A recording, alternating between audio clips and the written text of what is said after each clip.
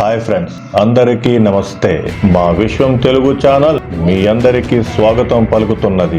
మహాభారతం 18 ఘట్టాలతో ముడిపడి ఉన్న సంగతి అందరికీ తెలుసు. కానీ కురు వంశం ఎక్కడి నుండి మొదలైనది అనే విషయాల గురించి కొంతమందికి మాత్రమే తెలుసు. తెలిసిన వాళ్ళు కూడా ఎంతో కొంత మర్చిపోయి ఉంటారు. కనుక మరొక్కసారి కురు వంశం ఎక్కడి నుండి మొదలైంది, ఎవరితో మొదలైంది అనే విషయాల గురించి ఈ వీడియోలో వివరించాను.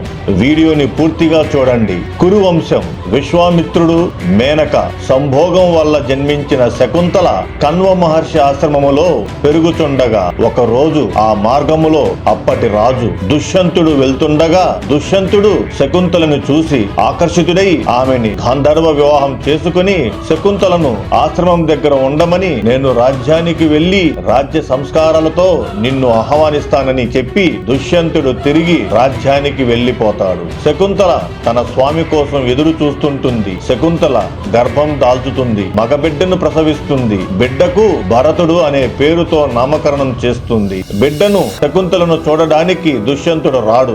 ఎంతగానో విలపిస్తుంది శకుంతల బాధను చూడలేని కణ్వ మహర్షి తన దివ్య దృష్టితో జరిగింది గ్రహించి శకుంతలని భరతుడిని దుష్యంతుడి రాజ్యానికి పంపుతాడు. మొదట శకుంతల తన భార్య కాదు, భరతుడు తన కుమారుడు కాదు అన్న దుష్యంతుడు ఆకాశవాణి పలుకులతో జరిగిన వృత్తాంతం గుర్తు తెచ్చుకుని భరతుడిని కుమారుడిగా అంగీకరిస్తాడు. భరతుడి కుమారుడు భూమన్యుడు, భూమన్యుడి కుమారుడు సుహోత్రుడు, సుహోత్రుడి కుమారుడు హస్తి పేరుతోనే ఉన్నదే అప్పటి కురు రాజుల రాజధాని, ఇప్పటి ఢిల్లీ నగరమైన హస్తినాపురం. హస్తి కుమారుడు వికంఠనుడు, వికంఠనుడి కుమారుడు అజమేఢుడు, అజమేఢుడికి 124 కుమారులు. వాని కుమారులలో ఒక్కడైన సంవరుణుడికి సూర్యుని కుమార్తె అయిన తపతికి వివాహం జరిగింది. సంవరుణుడికి తపతికి జన్మించిన బిడ్డే కురు. కురు పేరుతోనే కురు వంశం వృద్ధి చెందింది. కురు కుమారుడు విదురదుడు, విదురదుడి కుమారుడు అన్వషుడు, అన్వషుడి కుమారుడు పరీక్షిత్తు, పరీక్షిత్తు కుమారుడు భీమసేనుడు, భీమసేనుడు కొడుకు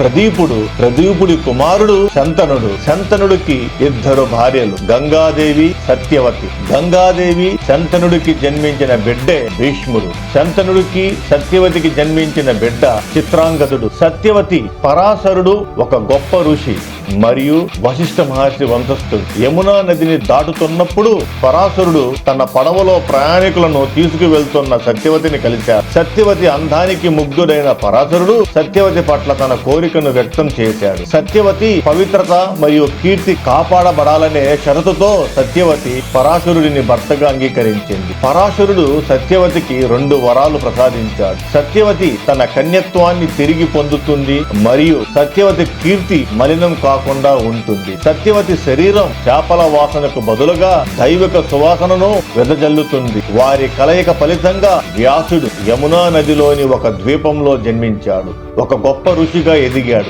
మరియు మహాభారతాన్ని రచించడం ద్వారా మరియు నియోగం ద్వారా ధృతరాష్ట్రుడు, పాండు మరియు విదురులకు తండ్రిగా ఉండటం ద్వారా కురు రాజవంశంలో కీలక పాత్ర పోషించాడు. సత్యవతి పరాశరుడు కుమారుడే వ్యాసుడు. శంతనుడికి మరొక కుమారుడు చిత్రాంగదుడు సోదరుడు విచిత్ర వీరుడు. విచిత్ర వీరుడికి 2 భార్యలు అంబిక, అంబాలిక. అంబిక విచిత్ర వీరుడి బిడ్డలు ధృతరాష్ట్రుడు, విచిత్ర వీరుడు అంబాలిక బిడ్డ పాండురాజు. ధృతరాష్ట్రుడు గాంధారిని వివాహమాడాడు. గాంధారి సహోదరుడు శకుని. పాండురాజుకి 2 భార్యలు కుంతి, మాద్రి. కుంతి దైవత్వం ద్వారా కర్ణుడికి జన్మనిస్తుంది. పాండురాజు, కుంతి వీరి దంపతులకు ధర్మరాజు, భీముడు, అర్జునుడు జన్మిస్తారు. పాండురాజు, మాద్రి వీరిరువురికి నకులుడు, సహదేవుడు జన్మిస్తారు. ధృతరాష్ట్రుడు గాంధారికి 100 మంది కుమారులు, 1 కుమార్తె. అందులో పెద్దవాడు దుర్యోధనుడు, కుమార్తె దుశ్శల, దుశ్శాసనుడు, మిగిలిన 98 మంది కుమారులు.